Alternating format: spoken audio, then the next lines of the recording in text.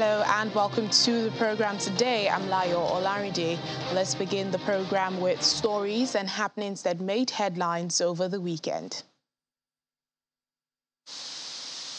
On Sunday, Egyptian President Abdel Fattah al-Sisi held talks with visiting Russian Foreign Minister Sergei Lavrov in Cairo, where they discussed bilateral relations and regional global issues of mutual concern.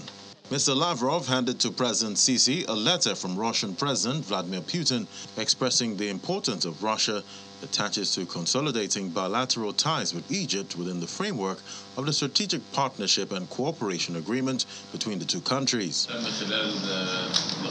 The Egyptian president hailed the growing cooperation between Cairo and Moscow, which is exemplified by Russian projects in Egypt, such as the El Daba nuclear plant that is currently being built and the establishment of a Russian industrial zone on the Suez Canal axis and other joint projects in various fields. Still on Sunday, Algerian state media reported a malfunction from the state oil and gas producer Sonatrach in the Medgaz underwater natural gas pipeline between Algeria and Spain. This problem is said to have caused a temporary suspension of gas supplies to Spain. The malfunction occurred on the Spanish side, and Spain is working on fixing it to ensure the resumption of supplies as soon as possible. Algeria is a key gas supplier to Spain. Thank you very much. On Saturday, the World Health Organization declared the rapidly spreading monkeypox outbreak a global health emergency, the body's highest level of alert. I have decided that the global monkeypox outbreak represents a public health emergency of international concern. And there are now more than 16,000 reported cases from 75 countries and territories and 5 deaths. The WHO label, a public health emergency of international concern, is designed to sound an alarm that a coordinated international response is needed and could unlock funding and global efforts to collaborate on sharing vaccines and treatments. Still on Saturday, hundreds of protesters gathered in the central Tunis to demonstrate against referendum holding on Monday on a new constitution they reject as illegal. President Kais Saied published the draft constitution, giving himself far more powers, reducing the role of the parliament and judiciary, and removing most checks on his power less than a month ago. The referendum is the latest move in what his foes call a march to one-man rule since he moved against the election parliament a year ago, replacing the government and moving to rule by decree in what critics call a coup. And now to major stories. Despite that public protest in Tunisia against the referendum, all citizens have been voting today on the controversial new constitution, which would entrench significant new powers seized by President Kais Saied. Well, he dismissed parliament a year ago and has been ruling largely by decree. The proposed constitution would formalize this, subordinating parliament to the president and removing most check on his authority. Mr. Saied and his supporters say these changes are needed to end political factionalism and corruption. However, critics say the reforms would end the relatively open democracy brought in after the popular uprising of 2011, which drove the autocratic former President Zine al-Abidine Ben Ali from power. In Kenya, about at least 33 people have been killed and several others injured in the central region after a bus veered off a bridge and plunged into a river. Well, the authorities say that 10 people survived Sunday night's accident. The vehicle is said to have been traveling from the town of Meru to the coastal city of Mombasa when the accident happened. Police say preliminary investigations suggest the brakes may have failed, and a search and rescue operation is now underway, even as the death toll is expected to rise. The bus is said to have veered off the bridge and plunged some 40 meters below into the Niti River. The incident is the latest in a series of deadly road accidents in Kenya.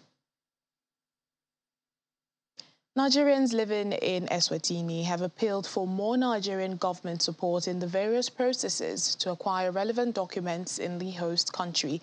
Well, this was part of the outcome of a closed-door town hall meeting between the heads of Nigeria's missions in South Africa with concurrent accreditation to Eswatini and the Nigerian community which hosted them.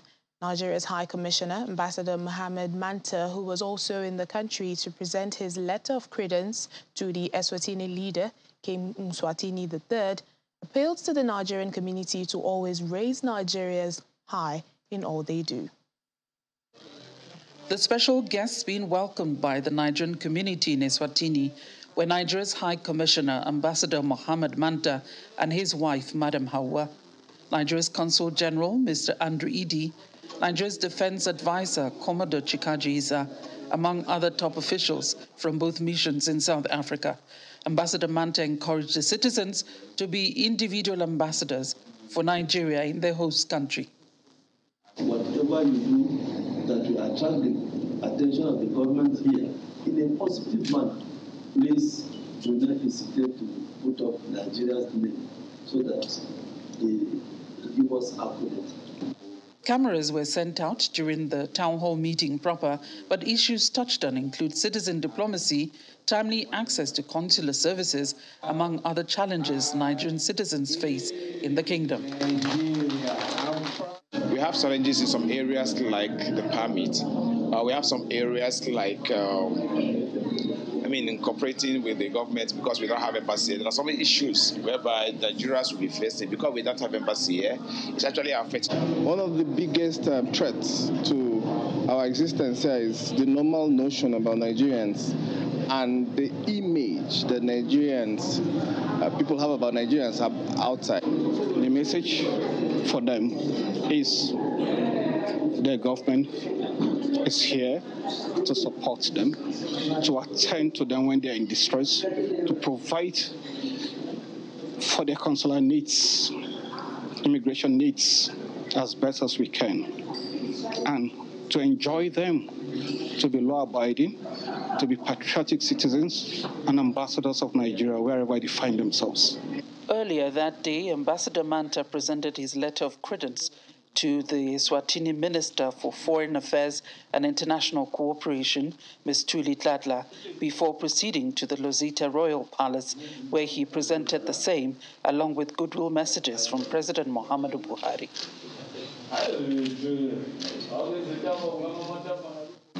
We are looking forward that you will promote a lot of activities, a lot of Nigerians to come and see the opportunities which exist in the country. Likewise, we will also do the same, encourage Maswati to see the opportunities in Nigeria. Nigeria and the Kingdom of Eswatini have long established ties, and both nations share a friendship which spans several areas, which include trade and development cooperation. Eswatini, which is one of the beneficiary countries of Nigeria's Technical Aid Corps program, is currently host to about 2,000 Nigerian citizens. From Johannesburg, South Africa, Betty Dibia, Channels Television News. Russia's top diplomat, Sergei Lavrov, is in Congo-Brazzaville as part of efforts by Moscow to reinforce relations in Africa amid Western backlash over the invasion of Ukraine. Mr. Lavrov is expected to hold talks with President Denis Sassou Nguesso on the effects of the war on food supplies, as Africa is experiencing severe shortages and spiraling costs of living. He will later head to Uganda for talks with President Yoweri Museveni. The Ugandan presidency, in a statement, said on Sunday that the two leaders would discuss bilateral cooperation, also reiterating praise for historic relations between the Soviet Union and Africa. Well, Mr. Lavrov would then later visit Ethiopia ahead of plans to host the second Russia-Africa summit in Addis Ababa, tentatively between October and November. Russia has ramped up its media activities in Africa to sway opinion over its invasion of Ukraine. While under pressure from Western sanctions and critical coverage, analysts say the country has gone into diplomatic overdrive in Africa. The New York-based Human Rights Watch says the M23 rebels in the DRC has summarily executed at least 29 civilians in the Eastern Democratic Republic of Congo within the last month. Witnesses told them that in a single incident in North Kivu province, the rebels killed 17 people they suspected had informed the Congolese army about M23 positions. Others are said to have been killed in subsequent attacks in the area. Well, DR Congo has accused neighboring Rwanda of supporting the M23, but Rwanda has consistently denied this. 3 weeks ago, the country's two leaders agreed on a de-escalation process in eastern Congo. The M23 leapt to prominence in 2012 before being driven out in a joint UN-Congolese offensive. They resumed fighting last November. Meanwhile, as the conflict grows in the eastern DRC, the accumulating death toll and suffering of displaced civilians in brutal attacks is raising serious concerns for the UN Refugee Agency. The UNHCR is appealing for fresh funds to meet soaring needs in the country. According to the body, at least 715 of the victims had been sheltering in internal displacement sites or were killed as they returned home.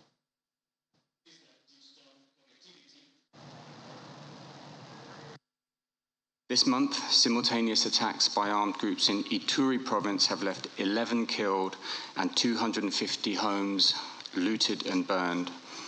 Between February and June of this year, UNHCR and partners recorded over 800 deaths from firearm attacks and machete raids on local communities in Ituri. In recent weeks, fighting between the Congolese army and the M23 group in North Kivu province has displaced more than 160,000 people across Rutshuru and Nyiragongo territories. The deployment of government troops to this conflict has created power vacuums and a fragile security environment in both Ituri and North Kivu. A lack of security compounds the existing challenge of intercommunal strife, the lack of infrastructure, and an absence of institutions in the region. It also fuels intensified cycles of violence, generating further instability and undermining peace and development efforts. UNHCR's operation in DRC has received just 19% of the $225 million that was required to respond to the increasing needs of refugee and displaced people with urgent and life-saving support. In Kenya, women are doing the extraordinary as the country gears towards its general election in August. Well, 39-year-old Kenyan activist Umra Omar is hoping to rise to the top and venture into politics. She says other priorities for her include training youths so they can work at a new port being built in the country to clean up the litter that blows around 700-year-old Lamu town as a World Heritage Site full of old Swahili buildings and building a diverse administration. Most Kenyan candidates find their way into politics by navigating the corridors of power in one of the country's big established parties. Health activist Umra Omar is hoping to plot out her route to office by a different route through the mangrove swamps and inlets of the country's Lamu archipelago. She's been running the charity Safari Doctors for the past 7 years, using small, brightly painted boats to zip around Lamu to take free medical care to people in some of the most remote villages. Now she says she doesn't want to just plug holes in the system, she wants to change it. So she's running for the county governorship in the August 9 elections for the small Safina party, originally founded by conservationist Richard Leakey. We've been very, very fortunate by the virtue of having been of service for the last 7 years in the region, from healthcare to having, a school to the football tournaments that we've been doing. But we've been doing these activities not as a token towards trying to lure in votes. We've been doing this more of as a profession where we come from. So that's been a huge plus because our agenda has been almost like self-speaking for itself in a smaller dose. The 39-year-old faces significant challenges, not least Lamu's established serving governor, Yasin Toa, who is from President Uhuru Kenyatta's Jubilee Party. She lacks the infrastructure of a big political organization, but has a clear campaign focus in the coastal county, known both for its multi-million-dollar holiday homes and poverty-stricken villages. We got to a stage where we worked on a petition with women's groups around social accountability for healthcare systems, and literally engaging 158 women groups, doing an analysis of where improvements could be made. And when that petition went dead, the moment we submitted it is when I think that was the final straw. Well, something has to be done. Number one is that we need women in these spaces that makes decisions around matters that affect our lives, our bodies, our children, and the next generation. Omar has pledged to launch a health audit in her first month if elected, saying 3 out of 6 people who seek treatment are referred out of the country because facilities are so inadequate. The biggest way in which my work has prepared me to get into the political arena has been connectivity, being on the ground. And being from that place, being a native of this region, that is Lamu, coming from Lamu East on Pate Island specifically, having my parents there, having my grandma there, having my 2 kids growing up here as well, and being related very, very closely to the issues on the ground. When we're talking of electricity shortage, we're feeling it. When we're talking of stock out medicines in our facilities, we're there, we're feeling it. So it's education. We're here trying to raise our kids going through the same thing. Koivo, connectivity, I think, being closer to the issues, which has never been in any of the administrations since devolution in 2010 here in Lamu County. If elected, she'll become Lamu's first female governor. Currently, only 3 out of Kenya's 47 county governors are female. There are also far fewer female lawmakers in Kenya than there are in neighbors Uganda, Tanzania, and Ethiopia. A court in Egypt has called for a legal amendment to allow live broadcast of the execution of the killer of a female student. Egyptians were horrified after video footage went viral last month, reportedly showing Mohammed Abdel stabbing to death Nayera Ashraf, who rejected his advances outside her university. Well, in a letter to Parliament, the court that sentenced the 22-year-old to death said the broadcast of even a part of the proceedings could achieve the goal of deterrence. Egypt does not broadcast executions, which are always carried out by hanging inside prisons. The 2015 United Nations survey says nearly 8 million Egyptian women were victims of violence. Residents of Dioug Island in southern Senegal are fighting coastal erosion with stakes in the sand. According to the World Bank, communities are already suffering the fallout. It supports an ongoing project to relocate 10,000 people from St. Louis, a northern Senegalese city that spans a thin peninsula between the Senegal River and ocean. Simple wooden structures padded with coconut tree fronds are helping residents of Diogo Island in southern Senegal win back stretches of sandy beach from the Atlantic swells, eating away much of the West African coast. In early July, local primary school teacher Gilbert Bassene and the initiative's founder Patrick Chevalier used red string and a marked stick to measure how much sand had accumulated next to one of the structures, and wove dry coconut branches through its stakes to help trap more sediment. Seawater levels have been rising, taking over the beach. When I arrived here in 2016, just here you could see coconut trees all along the beach. You even had houses just here. The stands were here nearly 20 meters from the sea. But now the sea level is rising. Since the groiner system was set up next to the military camp in 2019 by Patrick and some of the island's youth, you can see they gained some ground because they accumulated sand. Chevalier, a retired economics professor, has been volunteering in the area for the past decade. He says they've had good results so far and aim to gain even more ground. On a stretch of beach measuring 1.5 kilometers, which we call the fishing dock, we are going to gain at least 30 meters on the entire fishing dock because this is the result we had in the 2 previous places we already worked on. So we think it will have the same effect here. When the beach moves forward and the sea recedes, we extend the structure, and I hope that by December, we'll be able to do a first extension to try to gain 50 meters. West Africa has many of these low-lying deltas, making its coastal ecosystems among the most vulnerable to sea level rise, erosion, saltwater intrusion and flooding. UN's global panel of climate scientists warned in its latest report. The ocean was so far away. From what I remember, the ocean was so far away that we used to hear it without seeing it. There used to be a forest and rice paddies. Today, we have much less rice paddies, and the water even invades our homes. For Bassene, he believes local residents can help in slowing down the erosion, but commitment is needed.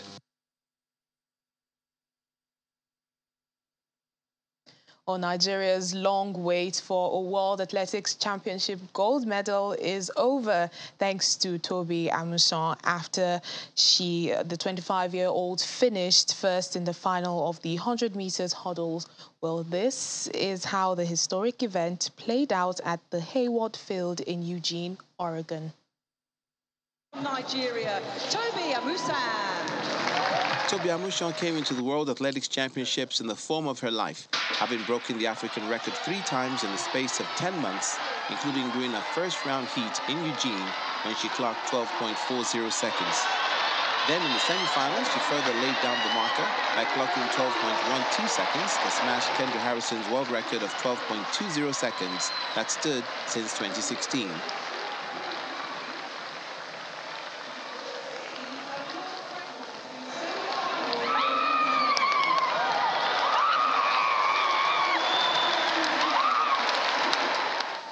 Following her record-breaking performance in the semis, Tobi lined up as favorite for gold in the final. At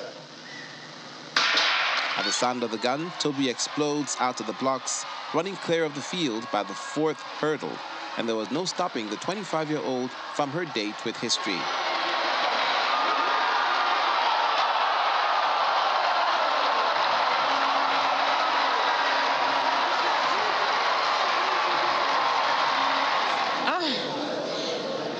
Finally, God did it.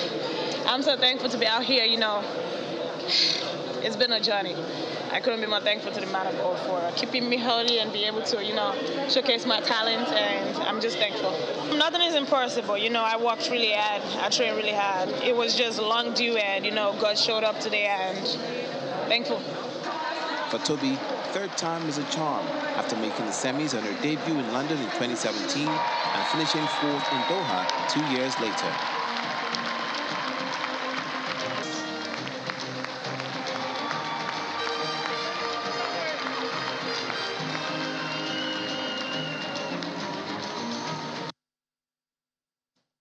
Well, congratulations to Tobi and Nigeria. And that's it on the program today. Thank you so much for watching. I'm Layo Olarinde.